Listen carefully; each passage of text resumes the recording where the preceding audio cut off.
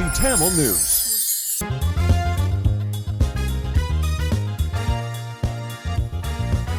TBCயின் தலைப்பு செய்திகள்.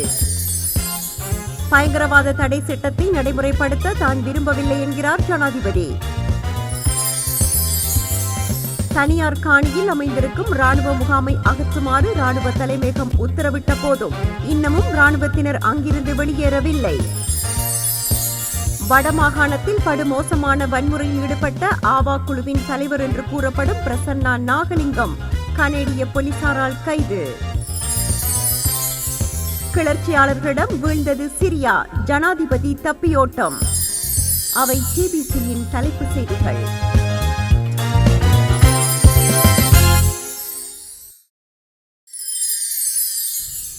வணக்கம். TBCயின் மாலை நேர பிரதான செய்திகள். இனி விரிவான செய்திகள்.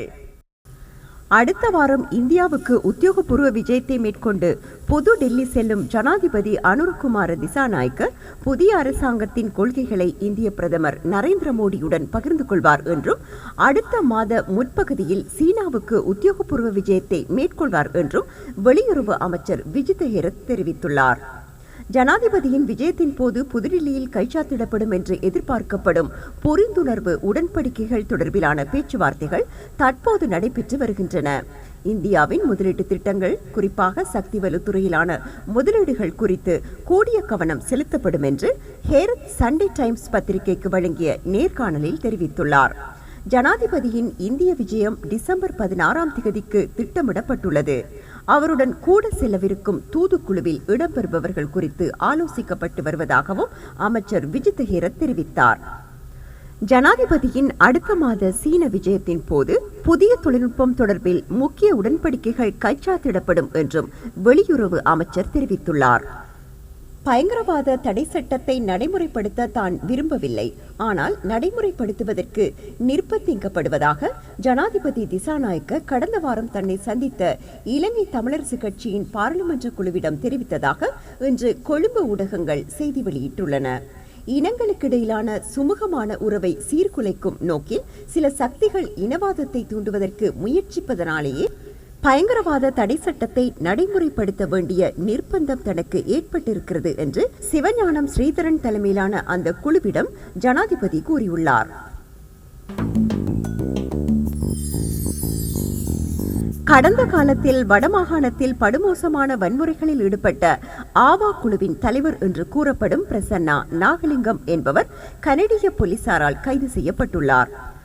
கொள்ளைகள், கொலைகள் மற்றும் பெருவாரியான வாழ்வெட்டு சம்பவங்களில் ஈடுபட்டு வந்த ஆவா குழுவின் தலைவர் இலங்கையில் கைது செய்யப்படுவதில் இருந்து தப்புவதற்காக இந்தியாவிற்கு படகில் சென்றதாகவும் அங்கிருந்து அவர் கனடா சென்றதாகவும் கூறப்பட்டுள்ளது. இளைஞர் ஒருவரின் கொலை தொடர்பாக பிரான்ஸ் நாட்டில் தேடப்படும் பிரசன்னா நாகலிங்கம் கனடாவில் விசாரணைக்கு பிறகு பிரான்சுக்கு நாடு கடத்தப்படுவார் என்றும் நம்பப்படுகிறது.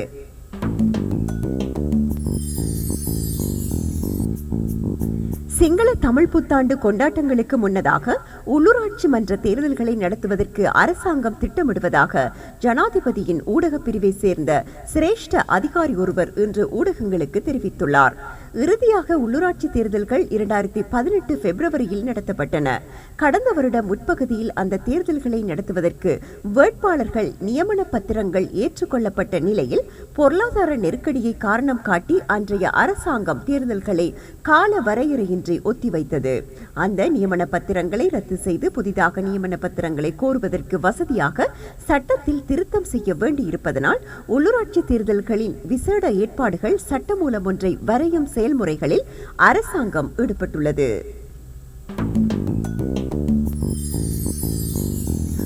உள்ளூராட்சி தேர்தல்களை தொடர்ந்து அடுத்த வருட இறுதிக்கு முன்னதாகவே மாகாண சபை தேர்தல்கள் நடத்தப்படும் என்று ஜனாதிபதியின் ஊடகப் பிரிவை சேர்ந்த சிரேஷ்ட அதிகாரி ஒருவர் கூறியுள்ளார். இறுதியாக மாகாண சபை தேர்தல்கள் நடைபெற்று 10 வருடங்களுக்கும் கூடுதலான காலம் கடந்துவிட்டது. கிழக்கு, வட, மத்திய, சபரகமுவ மாகாண சபைகளுக்கு 2012ஆம் ஆண்டிலும் வடக்கு, வடமேற்கு மாகாண சபைகளுக்கு 2013ஆம் ஆண்டிலும் ஊவா மற்றும் தென் மாகாண சபைகளுக்கு 2014ஆம் ஆண்டிலும் தேர்தல்கள் நடைபெற்றன என்பது குறிப்பிடத்தக்கது. சிரியா நாட்டின் கிளர்ச்சியாளர்கள் தலைநகர் டமாஸ்கஸுக்குள் நுழைந்து ஆட்சியை கைப்பற்றியதை அடுத்து ஜனாதிபதி பஷார் அல் அசாத் நாட்டை விட்டு தப்பி சென்று விட்டதாக சர்வதேச ஊடகங்கள் தெரிவிக்கின்றன.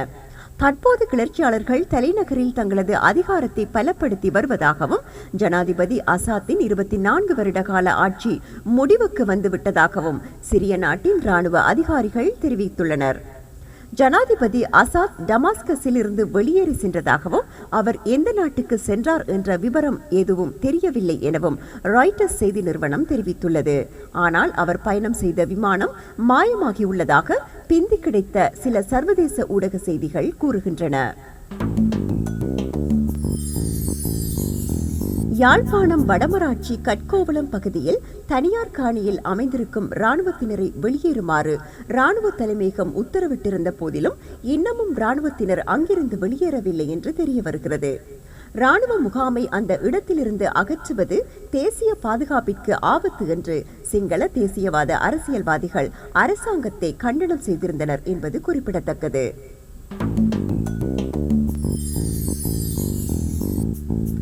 ஜனாதிபதி தேர்தலுக்கு பிறகு பாராளுமன்ற தேர்தலில் போட்டியிடாமல் அரசியலுக்கு தற்காலிக விடை கொடுத்திருந்த தேசிய சுதந்திர முன்னணியின் தலைவர் விமல் வீரவங்ச புதிய அரசியல் கூட்டணி ஒன்றை அமைப்பதற்கு முயற்சிகளை மேற்கொண்டு வருவதாக தகவல்கள் வெளியாகியுள்ளன.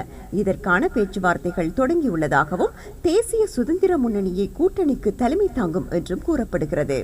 தேசியவாதிகள் மற்றும் இடதுசாரி தலைவர்களை கூட்டணிக்குள் உள்வாங்குவதற்கும் இலங்கையர்கள் என்று அடையாளத்திற்கு முக்கியத்துவம் கொடுக்கும் கொள்கையுடன் கூட்டணியின் அரசியல் செயற்பாடுகள் அமையும் என்றும் வீரவன்சவுக்கு நெருக்கமான வட்டாரங்கள் கூறியுள்ளன. அந்த செய்திகளோடு டிபிசியின் இன்றைய நாளுக்கான மாலை தமிழ் செய்திகள் நிறைவடைகின்றன. எமது அடுத்த செய்திகளை நாளை காலை எதிர்பாருங்கள். வணக்கம்.